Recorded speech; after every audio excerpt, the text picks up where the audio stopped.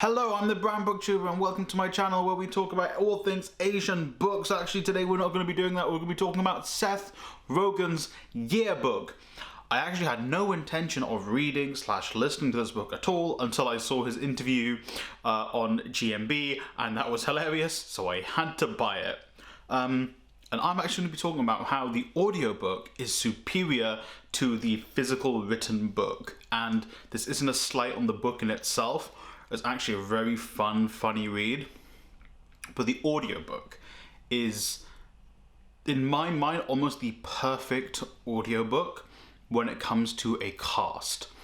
Audiobooks, ever since Audible really became a big player, have really been transitioning into becoming this big experience, which is great. I love it. I absolutely adore audiobooks, especially when it comes to non-fiction stuff, because I struggle to read non-fiction. However, Yearbook is a autobiography, so it is technically non-fiction, of Seth Rogen's life, kind of him going into it's kind of his relationship with drugs and comedy, and some obviously his life, but yeah, that's kind of what it's about. And what I really wanted to talk about was the audiobook. The audiobook for this is fantastic. It's so much fun, it's so well produced, and it's so well voiced. I'm just going to list off some of the cast that are in this book. Some of them actually play themselves, but some of them play other people. However, let me just read through some of the names I've got here. Snoop Dogg, Jason Segel, Dan Aykroyd, Seth Rogen himself, obviously, Seth Rogen's parents, which maybe, you know, that might not be the biggest selling point for you, but his parents are in there. It's insane. The cast, the performance of all of the cast is great, and I think that really lends itself for audiobooks. And for a book like this, the listening of it, I think, is so much more enjoyable than reading it.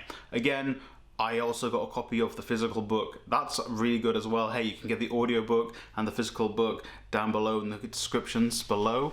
They're both great, and it's really engaging as a book in itself, like the story Seth Rogen tells. But the performance of everyone, especially Seth Rogen, because it's his book, it's his life, is immaculate, and it's so much fun, and it made me really enjoy listening to this book. Like, I will sometimes put audiobooks on when I'm working. For the most part, I kind of switch them off when I'm working because I tune out whilst I'm working. However, with the audiobook on of Yearbook, I was just like, I just want to listen to this. It's this engaging because you've got this big ensemble cast. And I want to talk about ensemble casts with audiobooks because they can be hit or miss sometimes. I think Yearbook is a great way of going about doing that. I think it's really well made, really well produced, fantastic. On the other end of the spectrum, personally, I didn't like Audible's War of the Worlds audiobook / drama type deal. It kind of felt like they were going too high scale. They were going for a full-on radio play, which is kind of weird. It was kind of pitched as an audiobook when in reality it was a radio play. It felt less like I was listening to a book, more I was listening to an audio play / a radio play, which I wasn't in the right mindset for that at the time. With Yearbook, I knew this is someone reading the book. Obviously, Seth Rogen being Seth Rogen adds a little bit of caveat when he's talking about, if you look at the book, you'll see a picture of this, etc., or you're listening to this, so it comes across differently. Whereas in War of the Worlds, it really felt like it was a radio play, or it was even the stage play of War of the Worlds, which they do in London sometimes, but they just sort of transcripted it into a audiobook. Also, the audiobook of War of the Worlds was meant to have Eggsy, and he was barely in it. And I think Jeremy Irons was in it for a little bit. However, it really felt like they were trying to be immersive in an audiobook, but they didn't tell you that beforehand. Beforehand, you were expecting an audiobook, which might not be a good thing, that I'm expecting an audiobook to not be as good as something like War of the Worlds, but I'm not in the right mindset for that. Whereas with Yearbook, and also it might lend itself to it because it's Seth Rogen, and he's a great writer, and he's a great actor, and a great comedian, maybe that sort of came across better, and also it was his life. So he's talking about his life for the most part, and then all the people who are involved in it are either playing themselves, so it's their lives, and or they are Seth Rogen's friends. So then that will come across slightly differently to people trying to act in an audiobook. Albeit, I do prefer having a cast of speakers, narrators, characters, as opposed to having one person narrate everything. I think having one person narrate an audiobook is very difficult. I think very few people can do it well. I think Stephen Fry is actually one of the few people who can. Whenever I'm listening to Stephen Fry books, I always enjoy them because Stephen Fry has such a great way of emoting with his voice.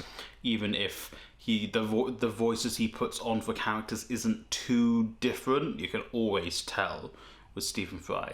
But if I'm having a cast like something like Yearbook, that's perfect. Again, mostly for fiction.